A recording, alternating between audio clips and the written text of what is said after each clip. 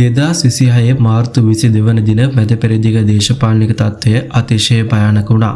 ඒ ඇමරිකානු ජනාධිපති Donald Trump විසින් ඉරානය වෙත නිකුත් කරන ලද ඉතා දරුණු අවසාන නිවේදනයක් සමග සති 3ක දරුණු යුද්ධ ගැටුම් වලින් පසුව කලාපීය ආරක්ෂාව මෙන්ම ගෝලීය බලශක්ති වෙළඳපොළද දැඩි අර්බුදයකට ලක්ව ඇති මොහොතක මෙම තීරණය ගෙන තිබෙනවා. මාර්තු 21 වනදා සෙනසුරාදා දින වේලාවෙන් 23:44ට සියට්‍රෝස් සෝෂල් ගිණුමේ සටහනක් තවමින් ජනාධිපති ඩොනල්ඩ් ට්‍රම්ප් ඉල්ලා සිටියේ ලොව තීරණාත්මක තෙල් ප්‍රවාහන මාර්ගයක් වන හෝම් සමුදු සන්ධිය කිසිදු තර්ජනයකින් තොරව වහාම විවෘත කරන ලෙසටයි. සඳුදා එනම් අද රාත්‍රියෙන් අවසන් වන මෙම පැය 48 ඇතුළත ඉරානය ඊට එකඟ නොවන්නේ නම් එරට බලශක්ති පද්ධතිය මුළුමනින්ම විනාශ කරන බවට ඔහු අනුතුරු ඇඟෙව්වා.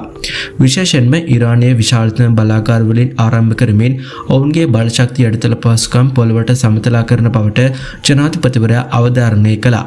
මෙම දැඩි තීරණයට හේතු වූයේ ඉරානය විසින් පසුගිය සතියාන්තයේ එල්ල කරන ලද පෙර නොවිරු ප්‍රහාර මාලාවකි. ඉරාන මිසයිල ඊශ්‍රායලයේ ඩිමෝනෝ පරමාණුක පරීක්ෂණ මධ්‍යස්ථානයේ ආසන්නයට සහ එර්ට් නගරයට පතිත වුණා. මින් පුද්ගලයන් 180කට අධික පිරිසක් තුවාල ලැබූ අතර ඊශ්‍රායලයේ ගුවන් ආරක්ෂණ පද්ධති පවා බිඳ දැමීමට තමන්ට හැකි බව ඉරානය මෙයින් ඔප්පු කළා. ඉරානය විසින් ඉන්දියන් සාගරයේ පිහිටි ඇමරිකානු බ්‍රිතාන්‍ය හමුදා කඳවුරක් වන ඩියාගෝ ගර්ෂියා වෙත කිලෝමීටර් 4000ක පමණ දුරක් යා හැකි දිගුදුර මිසයිල් ප්‍රහාරයක් එල්ල කිරීමටද සමත් වුණා. මෙය ඉරානයේ ප්‍රහාරක සීමාවන් පුළුල් වී ඇති බවට ලැබුණු ප්‍රබල සංඥාවකි. ඇමරිකානු අනතුරු ඇඟවීම් හමුවේ පසුබට නොවුණු ටෙහෙරාන් පාලනයද පෙරලා තර්ජනය කළා. ඇමරිකාව ඉරානයේ බලාගාරවලට පහර දුනහොත් මැද පෙරදිග පුරා පිහිටි ඇමරිකානු සහ ඊශ්‍රායල බලශක්ති තොරතුරු තාක්ෂණය සහ ජල පිරිපාදු මධ්‍යස්ථාන මුළු මුනින්ම විනාශ කරන බව ඉරානය පැවසුවා. ඕනෑම ප්‍රහාරයකට ප්‍රතිචාර ලෙස පර්සියානු ගල්ෆ් කලාපය පුරා මුහුදු බෝම්බ අතුරා නාවික ගමනාගමනය සහ මුලින්ම අඩාල කරන බවට ඔවුන් අනතුරු අඟවනවා. එමෙන්ම ඉරාන හමුදාවද දැඩි ප්‍රතිචාර දක්වා තිබුණා.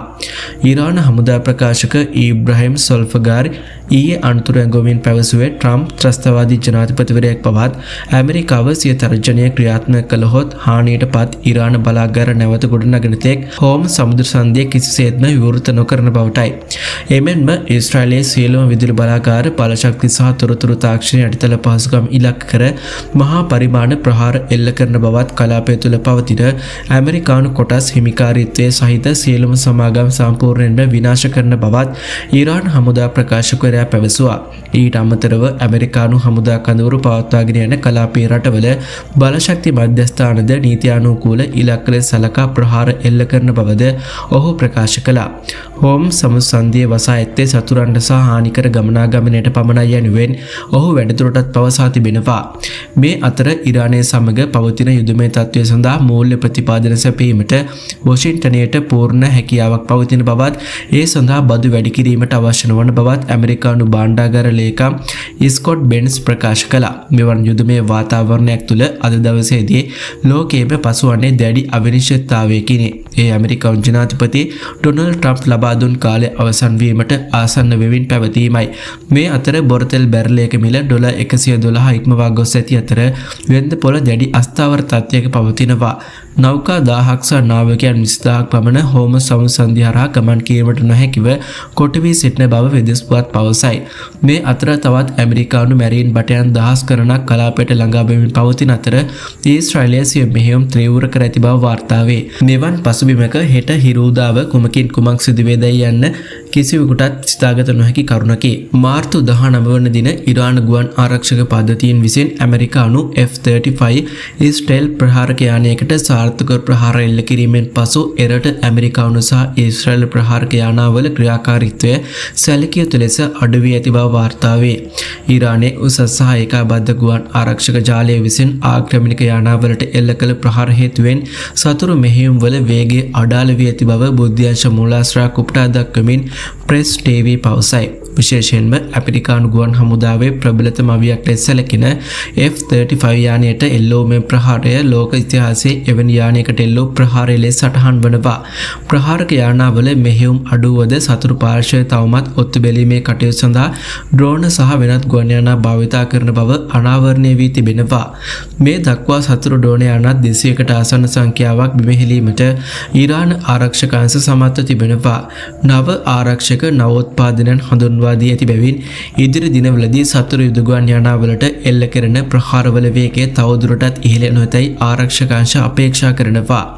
දශක දෙකකට ආසන්න කාලයක් ඇමරිකානු මිලිටරි ආධිපත්‍යයේ සංකේතයක් වූ F-35 යානය ලොව ඕනෑම දියුණු ආරක්ෂක පද්ධතියක් විනිවිදියා හැකි අපරාජිත යානයක් ලෙස සැලකුණා. කෙසේ වෙතත් ඊරානය විසින් දේශීයව නිපදවන ලද ගුවන් ආරක්ෂක පද්ධති මගින් එම මතය බිඳ දමා ඇති බවත් එමගින් කලාපීය යුද උපාය මාර්ග ගණනය කිරීම මුළු මුලින්ම වෙනස් වී ඇති බවත් විශේෂඥයෝ පෙන්වා දෙනවා. වොෂින්ටනය සහ ටෙහෙරානය ඇමරිකානු ජනාධිපති ඩොනල්ඩ් ට්‍රම්ප් විසින් ඊරානයේ බලශක්ති මධ්‍යස්ථාන සහ යටිතල පහසුකම් වෙත එල්ල කිරීමට නියමිතව තිබූ යුද ප්‍රහාර දින 5ක කාලයකට කල් දැමීමට එරට යුද දෙපාර්තමේන්තුවට නියෝග කර තිබෙනවා.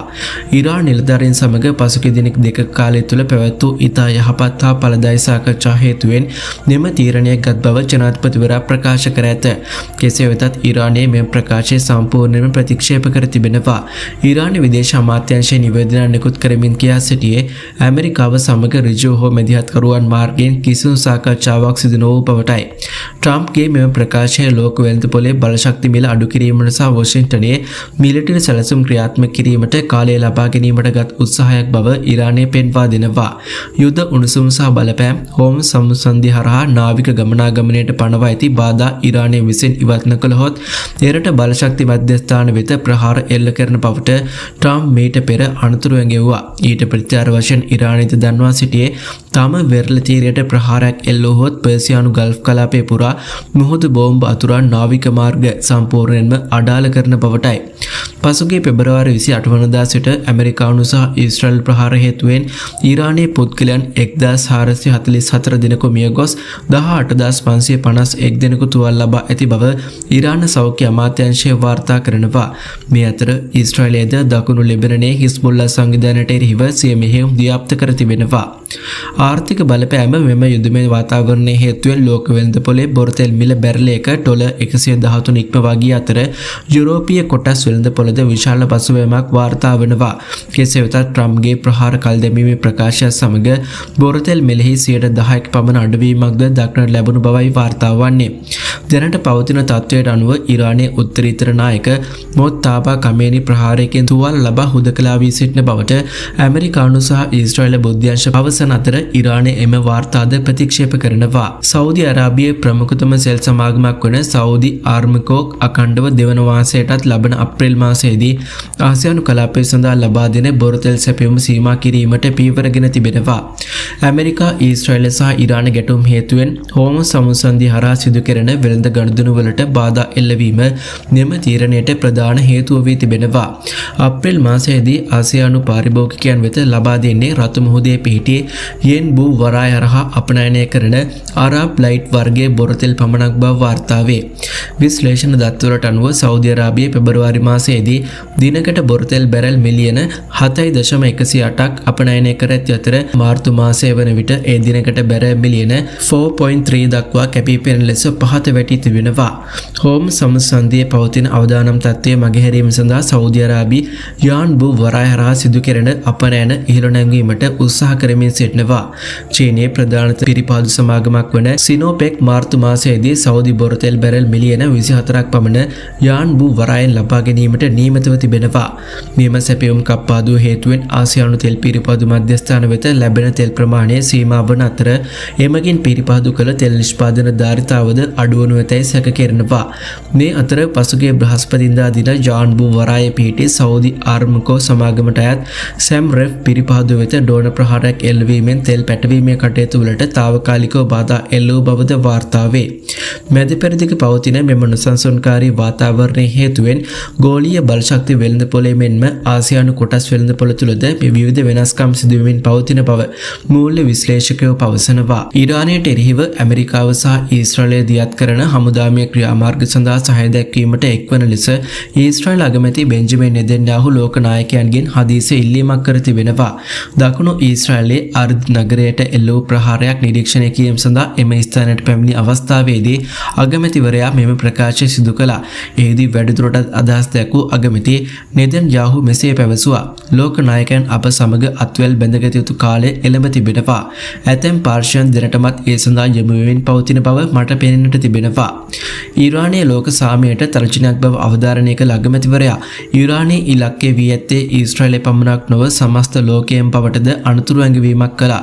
පවතින උණුසුම් වාතාවරණය හමුවේ ඊරානයට එරෙහිව ජාත්‍යන්තර සහයෝගීතාවය ගොඩනැගීමට ඊශ්‍රායලය මේ වන විට රාජ්‍යත්‍රාන්තික මට්ටමින් දැඩි උත්සාහයක නිරතව සිටිනවා. ඇමරිකානු හමුදා කඳවුරුවලට විදුලිය සපයන මැද පෙරදිග කලාපීය බලාගාරවලට පහර දෙන බවට ඊරානය මේ අතරතුර අනතුරු ඇඟවීම් සිදු කරනවා. ඒ හෝම් සමුසන්දී විවෘත කිරීම සඳහා ඇමරිකානු ජනාධිපති ඩොනල්ඩ් ට්‍රම්ප් ලබා දුන් කාල සීමාව අවසන් වීමට ආසන්න වෙති මොහොතකයි ඊරාන විප්ලවීය බලකය විසින් නිකුත් කරන ලද මේ ප්‍රකාශය ගල්ෆ් කලාපීය අරාබි රටවලට එල්ල කරන ප්‍රහාර සාධාරණීකරණය කිරීමට ටෙහෙරානයේ දරන නවතම උත්සාහය ලෙස සැලකෙනවා.